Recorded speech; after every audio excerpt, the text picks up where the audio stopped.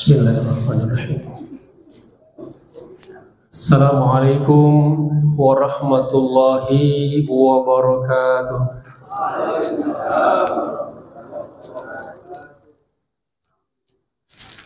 Alhamdulillahirabbil alamin.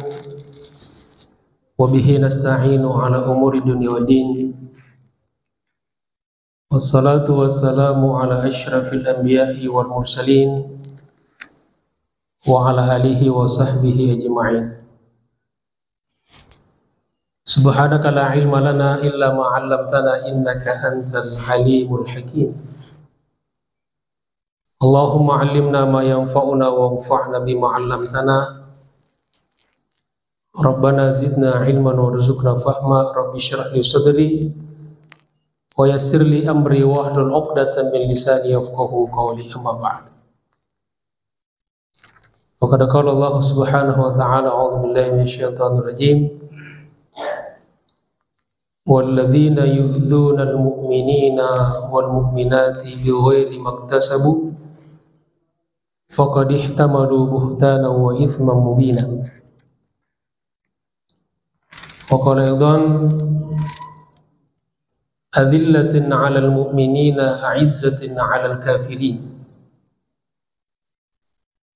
Wa qala aidan Muhammadur Rasulullah walladzina ma'ahu asyidda'u 'alal kuffari ruhama'u bainahum. Ma'asyiral muslimin rahimakumullah. Bapak Ibu sekalian yang saya hormati, bil khusus para asatid, para orang tua, tokoh masyarakat, segenap pengurus DKM Masjid Bagus Salam, serta saudara-saudaraku jamaah salat subuh dan majelis taklim, yang insya Allah semua kita senantiasa dimuliakan dan dirahmati Allah Subhanahu wa ta'ala. Apa kabar semuanya? Sehat ya?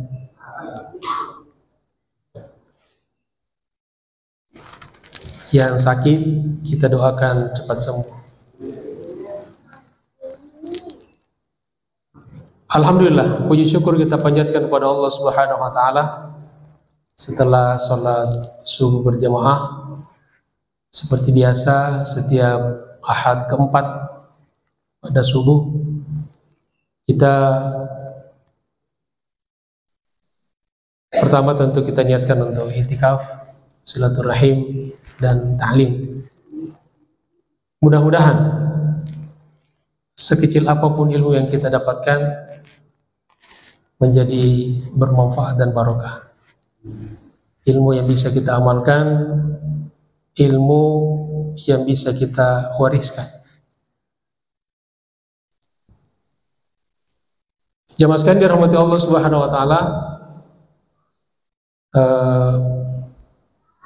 Dan seperti biasa, sebelum kita meninggalkan masjid, jangan lupa untuk sholat 2 rakaat yang nilainya pahalanya seperti haji dan umroh. Saudara-saudara kita sekarang sedang proses ya, datang ke tanah suci untuk menunaikan ibadah haji. Maka kita pun sebetulnya tiap hari bisa mendapatkan pahalanya. Kata Nabi SAW, man shalla subuha fi jama'atin, barang siapa sholat subuh berjamaah, thumma qa'ada yadhkurullah, dia duduk berzikir kepada Allah. Kata ulama, menghadiri majelis taklim adalah bagian daripada zikrullah. Hatta tatlu asyams, sampai terbit matahari. Thumma shalla raka'ataini, kemudian sholat 2 rakaat, kana lahu ka ajri hajjatin wa umrah, maka dia mendapatkan pahala seperti haji dan umrah.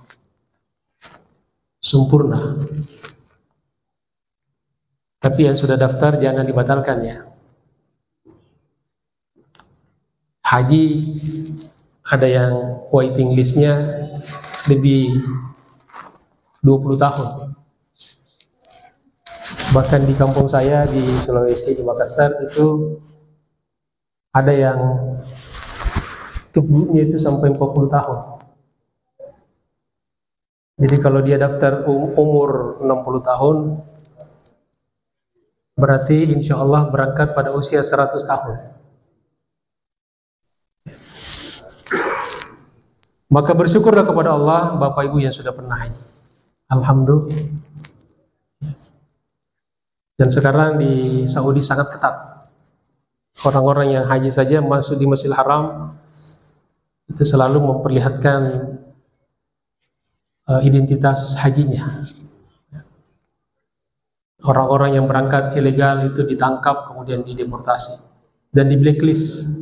Ada yang sampai 10 tahun, ada yang lebih daripada itu. Maka kita ikuti saja prosedur yang legal. Ya. Semoga saudara-saudara kita yang menunaikan ibadah haji diberikan keselamatan, diberikan kemudahan, diberikan kesehatan, kekhusyuan, dan bisa menunaikan ibadah hajinya dengan maksimal. Sebagaimana perintah Allah, wa atimul hajja wal umrata lillah, dan sempurnakanlah haji dan umrah karena Allah.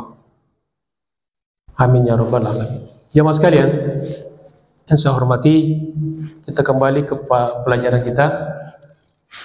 Masih pengkajian kitab Riyadhus Shalihin Imam Nawawi. Sekarang kita akan membahas hadis-hadis yang berkaitan. Yang pertama, babun nahyi anil idza, larangan menyakiti orang lain, larangan mengganggu orang lain. Kemudian an-nahyu anit tabaghud wat taqatu' wat tadabur, larangan saling membenci, saling memutuskan hubungan, dan saling membelakangi. Itu temanya ya. Ada beberapa hadis yang berkaitan. Yang pertama, kita mulai seperti dalam kitab ini, Imam Nawawi memulai dengan firman Allah Subhanahu wa taala di surat Al-Ahzab ayat 58. A'udzubillahi minasyaitonir rajim. Walladzina yu'dzunal mu'minina wal mu'minat, dan orang-orang yang selalu menyakiti atau mengganggu orang-orang beriman laki-laki dan perempuan, bi ghairi maktasabu, tanpa kesalahan yang mereka lakukan. Kata ulama ini penegasan ya. Jadi orang, andaikan pun orang berbuat salah, kita juga tidak bisa langsung menghukumi kan, apalagi orang yang tidak punya salah. Faqad ihtamalu buhtanau wa ithman mubina, maka sungguh dia telah menanggung dan dia telah melakukan kebohongan dan dosa yang nyata. Jadi ayat ini secara jelas menginformasikan pada kita tentang orang-orang yang menyakiti atau mengganggu orang-orang beriman. Kira-kira ada nggak orang yang suka mengganggu orang lain? Ada nggak? Mana orangnya? Di sini nggak ada ya. Jadi memang ada orang yang kerjanya itu gangguin orang, ngerecokin orang-orang beriman, tentu dengan berbagai macam cara.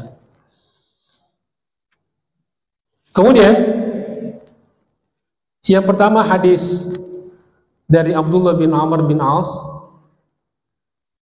wa an Abdullah bin Amr bin As radhiyallahu anhuma.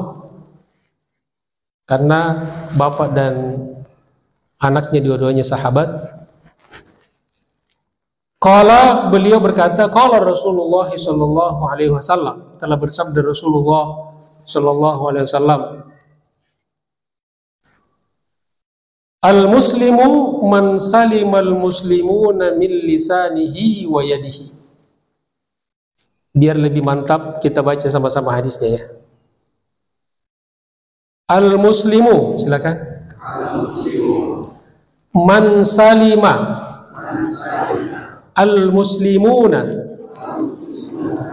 min lisanihi wa yadihi wal muhajiru man hajara ma nahallahu anhu.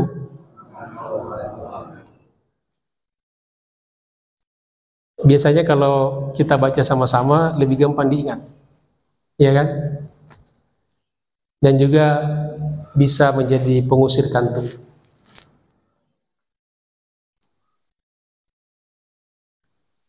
Dari Abdullah bin Amr bin As,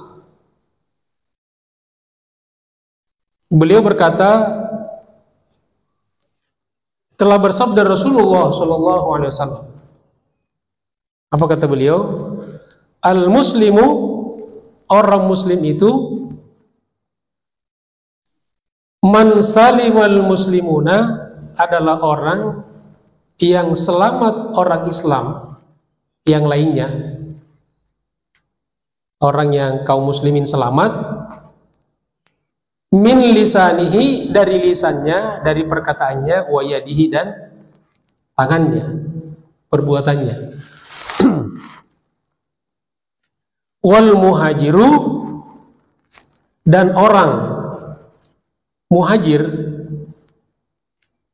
orang yang hijrah, man hajara ma nahallahu anhu, yaitu orang yang meninggalkan apa-apa yang dilarang oleh Allah. Muttafaqun alaihi. Hadis ini muttafaqun alaihi, Al-Bukhari nomor 10, wa Muslim, dan Muslim nomor 40. Afadal hadis, kesimpulan-kesimpulan dan manfaat dari hadis yang pertama, al-ibti'adu an kulli ma yulhiqud dararu atau darara bil muslimin. Menjauhi segala sesuatu yang bisa berdampak madarat terhadap orang-orang Islam. Jadi pentingnya kita senantiasa menjauhi hal-hal yang bisa memberikan madarat, memberikan gangguan kepada orang-orang Islam. Jadi tidak boleh kita melakukan hal-hal yang bisa berdampak kepada madarat, mengganggu atau merugikan, apalagi mencelakakan sesama orang muslim. Yang kedua, min kamalil Islam, di antara kesempurnaan ajaran Islam, tathhirun nafsi minal atham, yaitu senantiasa berupaya untuk membersihkan jiwa kita dari segala macam dosa dan kesalahan. Ya.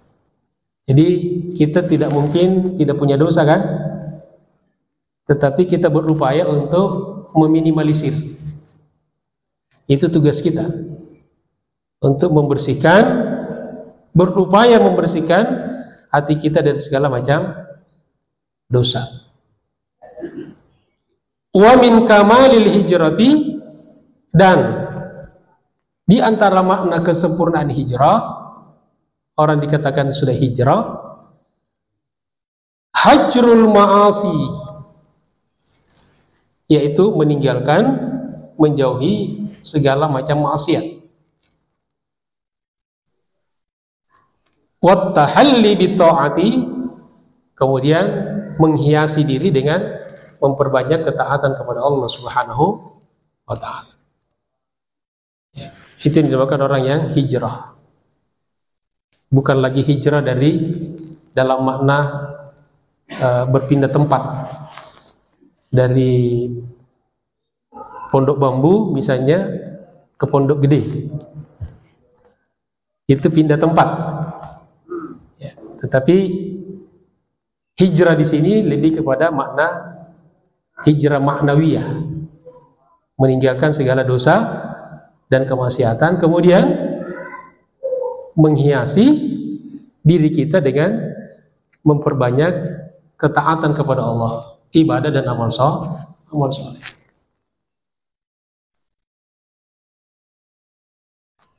Itu hadis yang pertama, jemaah sekali. Kemudian yang kedua, wa anhu, juga dari Abdullah bin Amr bin As, qala, dia berkata, qala Rasulullah sallallahu alaihi wasallam. Silakan Bapak Ibu sekalian ikut.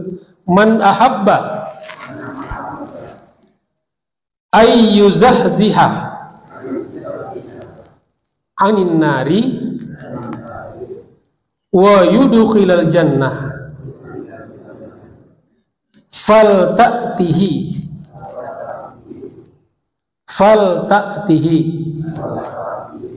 maniyatuhu wa huwa yu'minu billahi wal yawmil akhir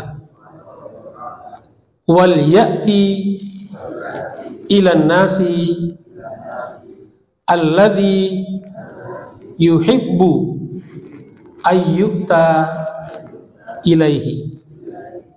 Kata Nabi, man ahabba, barang siapa yang suka, siapa yang senang, siapa yang mau, ayyuzahzaha anin nari, dijauhkan dari neraka. Barang siapa yang mau dijauhkan dari neraka. Tentu kita semua mau ya. Wa yudkhilal jannata, dan mau dimasukkan ke dalam surga. Pasti kita mau semuanya. Fal ta'tihi maniyatuhu, maka hendaklah orang itu ketika kematiannya datang, ketika nanti meninggal dunia, ketika dia wafat, wa huwa yu'minu billahi wal yawmil akhir, dan dia dalam keadaan sedang beriman kepada Allah dan hari akhir. Jadi meninggal dalam keadaan beriman.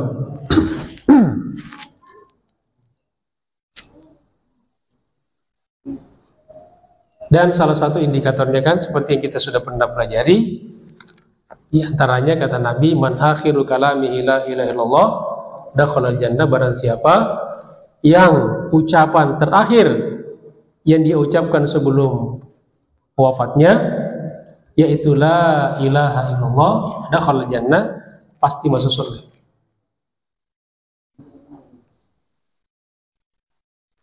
Kemudian lanjut, wal ya'ti ilan nasi alladhi yuhibbu ayyuta ilaihi, dan hendaklah dia senantiasa memperlakukan manusia seperti dia suka diperlakukan. Jadi ini kaidah-kaidah sederhana dalam hidup kita ya. Selalu kita kembalikan pada diri kita. Ya. Kalau kita tidak suka diganggu, jangan kita suka mengganggu orang. Ya. Saya tidak suka dibegitukan, maka jangan suka membegitukan orang. Ada sebagian orang tidak suka dibegitukan, tapi suka membegitukan orang. Ya. Kita tidak suka dihina kan? Jangan suka menghina orang. Kita tidak suka dicela, jangan suka mencela orang. Ini jelas ya. Jadi orang yang akan dijauhkan dari neraka dan dimasukkan ke dalam surga, kata Nabi, adalah orang yang selalu datang kepada manusia, memperlakukan manusia seperti dia mau diperlakukan. Kita semua pengen diperlakukan baik, maka perlakukanlah orang lain secara baik. Kita ingin kalau bertamu ke orang kita disambut dengan baik. Maka kalau kita kedatangan tamu jangan dicuekin. Kira-kira kalau kita datang ke rumah, misalnya kita sudah mantu nih, ya, datang ke rumah mantu, begitu kita datang langsung ditanya, Pak, Bu, kapan mau pulang?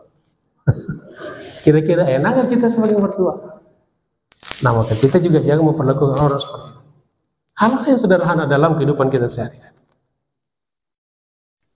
Orang tua mertua sudah datang jauh-jauh dari Jawa, dari luar Jawa, begitu sampai kapan rencananya mau pulang? Untuk booking tiket, ya itu prasangka baiknya. Ya. Afadal hadis, faidah dari hadis yang pertama, al-amru bil mudawamati watsabati 'alal iman. Perintah untuk selalu mudawamah, ya, selalu konsisten, istiqomah, wassabat, dan teguh. Jadi konsisten dan teguh atas iman, di dalam beriman. Wa salihil a'mali, dan dalam amal-amal soleh. Itu yang kita selalu usahakan, ya, dan selalu kita minta kepada Allah, diberikan istiqomah, diberikan ketetapan untuk bisa selalu ibadah kepada Allah dan bisa selalu beramal soleh. Hatta ya'tiyal mautu, sampai datang yang namanya kematian. Jadi apa yang akan menghalangi kita ibadah kalau kita sudah meninggal? Apa yang bisa memberhentikan kita majelis taklim kalau kita sudah meninggal? Apalagi memang durasinya minal mahdi ilal lahdi, dari lahir sampai kita meninggal dunia. Dan belajar itu sama perintahnya dengan perintah sholat. Fardu, talabul ilmi faridatun ala kulli muslim. Ini harus kita luruskan. Jadi kita datang majelis taklim bukan karena libur, bukan karena maaf, ya, orang tua, ya, kita sudah tidak ngurus anak lagi, anak kita sudah gede, yuk kita ngaji. Itu mungkin salah satu, ya, faktor penyebabnya, ya. Makanya saya sering bilang kepada, terutama pada ibu-ibu, jangan lagi kita nyusahkan orang tua kita dengan menitip anak kita kepada neneknya. Setuju? Walaupun seorang nenek juga senang-senang saja, ya, tapi jangan jadi penitipan anak. Ibunya berkarir, kerja di luar rumah, sana kemari, lalu anaknya dititip sama orang tuanya. Cukuplah kita dulu pernah, ya, dalam tanda petik menyiksa orang tua kita. Berapa kali orang tua kita tidak bisa qiyamul lail gara-gara kita nangis di malam hari. Berapa kali orang tua kita tidak sempat salat duha gara-gara kita kencing di pagi hari. Maka kalau kata guru-guru kita, bisa dianggap sebagai bagian dari kedurhakaan anak pada orang tua kalau sampai itu merepotkan orang tua. Berikan